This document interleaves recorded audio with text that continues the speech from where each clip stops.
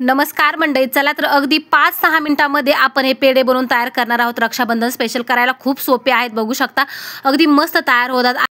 अगदी कमी वेळेमध्ये हे पेढे बनवून तयार होतात। फक्त 5 ते 6 मिनिटं हे पेढे बनवण्यासाठी लागतात। खायला अगदी अप्रतिम आहे। चला तर लगेच सुरुवात करूयात।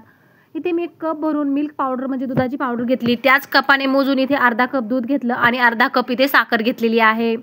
जेवढं दूध घेतलं तेवढंच इथे मी साखर घेतलेली आहे। आता गॅसवर कढाई ठेवून घेतली।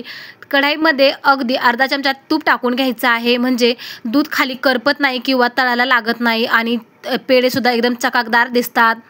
आता तूप टाकून घेतलं, तूप वितळलेलं आहे। आता यामध्ये जेवढं दूध घेतलं ना, सगळं दूध यामध्ये टाकून घ्यायचं आहे। आता दूध टाकल्यावर आपण यामध्ये लगेचच साखर सुद्धा टाकून घेणार आहोत। तर हे पेढे अगदी 5-6 मिनिटांमध्ये बनून तयार होतात। नक्की बनवून बघा या पद्धतीचे हे पेढे अगदी घरातल्या साहित्यामध्ये बनवून तयार होतात। साखर टाकून घेतली, मस्त चमच्याने ढवळून घेतलेला आहे। साखर फक्त वितळून घ्यायची। त्यानंतर आपण यामध्ये काही केशरच्या काड्या टाकणार आहोत, म्हणजे आपल्या पेढ्याचा रंग थोडासा केशरी किंवा पिवळसर येईल आणि दिसायला सुद्धा छान दिसतील। तर मी अगदी थोड्या प्रमाणामध्ये म्हणजे 5 ते 6 पेढे बनवत आहे।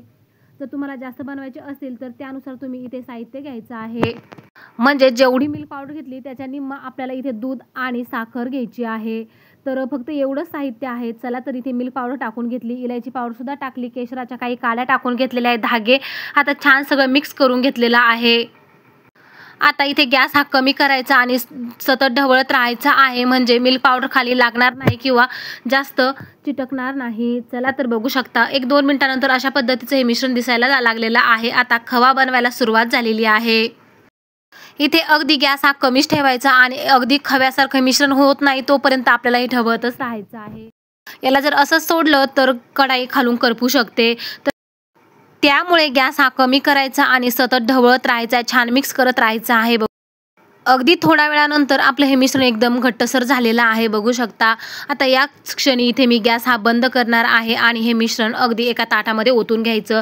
हे मिश्रण पूर्णपणे थंड करून घ्यायचं, म्हणजे पेढे सुद्धा अगदी मस्त तयार होतील। गरम पेढा तयार होऊ शकत नाही, त्यामुळे मिश्रण अगदी थंड करून घ्यायचं आहे। तर बघू शकता आता इथे एका ताटामध्ये मी ओतून घेणार आहे, म्हणजे जे 5 ते 6 पेढे तयार होतात। रक्षाबंधन स्पेशल तुम्ही घरच्या घरी राखी बांधण्यासाठी इथे 5 ते 6 पेढे नक्कीच बनवून तयार करू शकता। जास्त सुद्धा तयार करू शकता, साहित्य सुद्धा जास्त घ्यावं लागेल। तर मी थोडेच पेढे बनवलेले आहेत, बघू शकता। हे मिश्रण अगदी आपला थंड करून घ्यायचं आहे। चला तर मिश्रण पूर्णपणे थंड झालेलं आहे, लगेचच पेढे बनवायला घेऊयात। हातावरती घ्यायचे आणि अशा पद्धतीने गोल आकार देऊन घ्यायचा आहे, बघू शकता। या पद्धतीचा थोडासा एका बोटाने खड्डा करायचा, म्हणजे पेढ्याचा आकार छान दिसतो।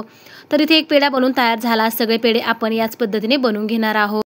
तर अगदी 5 ते 6 मिनिटांमध्ये पेढे बनवून तयार होतात। रेसिपी म्हणताल तर अगदी सोपी आहे नेहमीप्रमाणेच, त्यामुळे तुम्ही नक्की बनवून बघा या पद्धतीची रेसिपी। आणि आपल्या चॅनलवरती रेसिपी ज्या असतात त्या अजिबात अवघड नसतात, करायला खूपच सोप्या असतात। अचूक प्रमाण आणि अचूक टिप्ससोबत तुमच्यासोबत ह्या रेसिपी शेअर केलेल्या असतात, त्यामुळे तुम्ही करून बघायला काही हरकत नाही। खूप सोप्या पद्धतीने बनवलेल्या असतात। चला तर सगळे पेढे आपण याच पद्धतीने बनवून घेऊयात। पेढे तर इथे बनवून तयार झालेले आहेत, बघू शकता। आता सगळ्या पेढ्यावरती थोडंसं केशराच्या काड्या टाकून घ्यायच्या, म्हणजे ते धागे टाकून घ्यायचे आहेत।